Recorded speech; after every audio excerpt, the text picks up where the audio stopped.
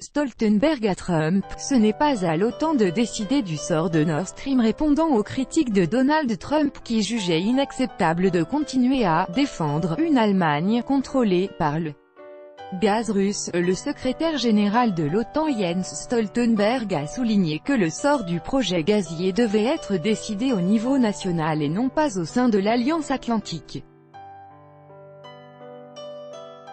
Décider de l'avenir du gazoduc Nord Stream 2 ne relève pas des compétences de l'OTAN, a déclaré ce mercredi Jens Stoltenberg, secrétaire général de l'organisation. Répliquant à une salve de critiques lancée par Donald Trump en direction de l'Allemagne pour son implication dans le projet gazier russe, le chef de l'OTAN a souligné que les décisions concernant Nord Stream 2 devaient être prises au niveau national. Plusieurs points de vue subsistent concernant le gazoduc Nord Stream 2. C'est bien connu. Mais ce n'est pas à l'OTAN de prendre la décision, c'est une décision des autorités nationales, a-t-il répliqué.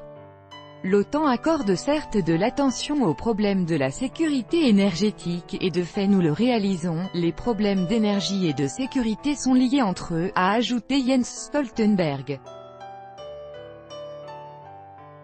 Le président américain s'en est violemment pris ce mercredi à l'Allemagne, qu'il a accusé d'être « prisonnière » de la Russie en raison de son implication dans le projet de doublement du gazoduc Nord Stream dans le but d'acheminer toujours plus de gaz russe vers l'Europe.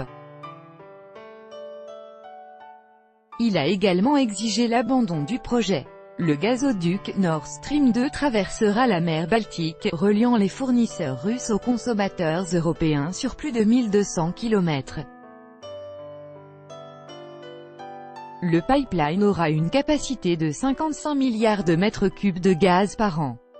Le coût du projet est estimé à près de 10 milliards d'euros, et Gazprom peut compter sur ses partenaires Engie, OMV, Shell et deux sociétés allemandes, BASF et Unipe, pour le mener à bien.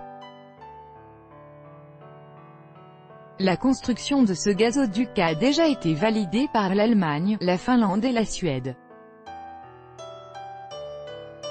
Néanmoins, certains pays s'opposent encore à la réalisation du projet. La Lettonie, la Lituanie et la Pologne l'ont ainsi qualifié de purement politique.